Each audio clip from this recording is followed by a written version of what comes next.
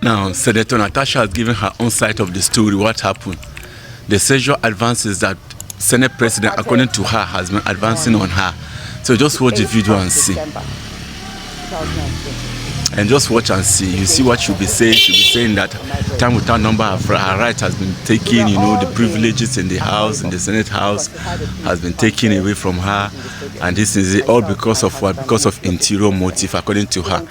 Even though I've made a video already, I've shown you that Akpabio has apologized, but I just want you to watch this video so that you see it by yourself. Listen to what she's saying. His house in Rio. It's about 8 p.m. And he held my hand and said he wanted to show me around his house. My husband was walking behind us, just three of us. We're walking around from room to room. He showed me the beautiful interior. This was done by this, by that. This designer here, he bought this for us. I thought, God, it's beautiful. And then I noticed that he hastened his pace while still holding my hand. And my husband was behind, still on his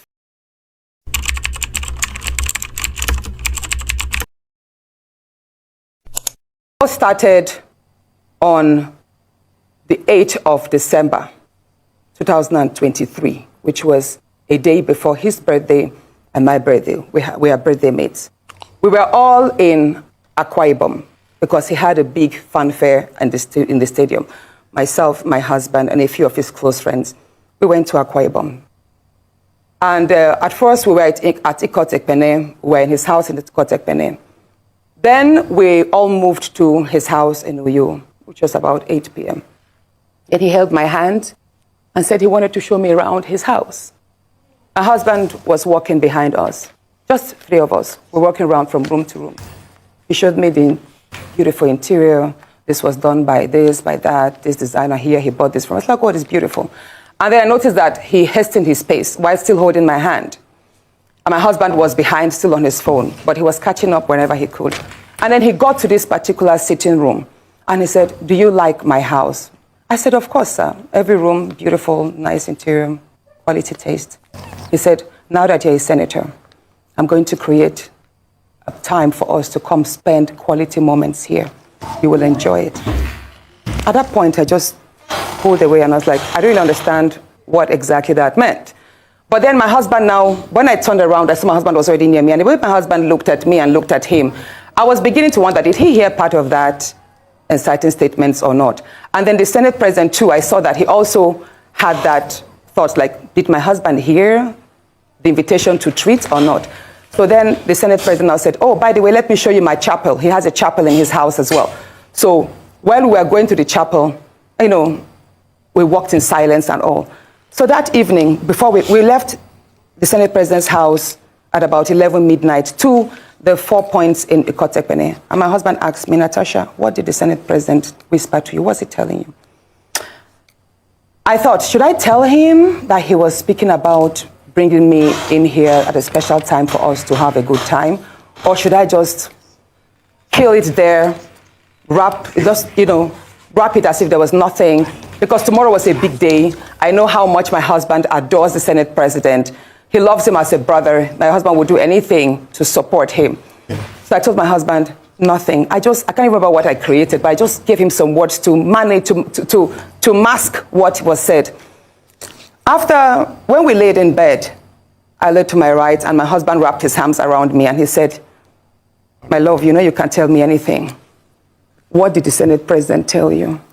Again, I was like, "Don't you believe me?" I said, "Nothing. Nothing. Moreover, it's my birthday in a few minutes. Let's just be happy." Then my husband told me he doesn't want to see me travel out of the country alone, and I should not go to the Senate President's house because he has a guest house where many senators do go there, you know, after office to like get approvals and all that. So I told him, okay, no problems. That was it. I thought that was going to be the end. But then, in February, I wanted to move a motion. I wanted to move a motion for the investigation on the ills of corrupt practice in Ajakuta Steel Company. I listed that motion 5 times. It was the 6th time that it was listed on the order paper that was approved. Many senators can testify to that. Each time the motion is listed, just before he takes it, he will say, "Oh, Senator Natasha, we can't take this motion because the board of the Senate does not accommodate it. Or he will speak on others and then let it drag so that just before my motion is taken, the time will be well spent and won't. So he kept on doing that. I went to him in his office.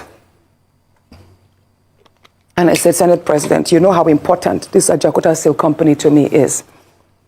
You know how important it is to my people and to Nigerians.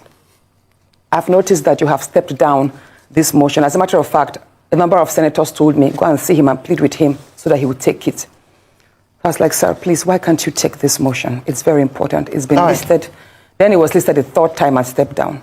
He then said, Natasha, I'm the chief presiding officer of the Senate. You can enjoy a whole lot if you take care of me and make me happy. At that point, I said, sir, I'll pretend that I didn't hear this. He said, well, the ball is in your court. I left his office, and when I got home, I told my husband, I didn't tell my husband what happened. I just told my husband, please, can you speak to the Senate President to allow my motion scale through? I think I also spoke to the DSP, to the leader, Senator Pemi. I spoke to a number of senators that they should please intervene and allow him to laugh. I never told them what happened. My husband had to take a trip to London. Then the Senate President traveled to London. My husband met with the Senate President in London and pleaded with him, let my wife take this motion on Ajaokuta. That is very important to her. Okay. All right, Senator Natasha. Said, okay, that he did not take it because he was protecting me. Hold on, please. He didn't take it because he was protecting me. Protecting me from what? Anyway, at the time my demotion was taken, it was the Deputy Senate President, His Excellency Barau, that actually sat. The Senate President stood up and walked out. So it was Senator Barau that actually took it. All right, Senator Natasha. And from there, Senator Natasha. many other incidents happened. Yes.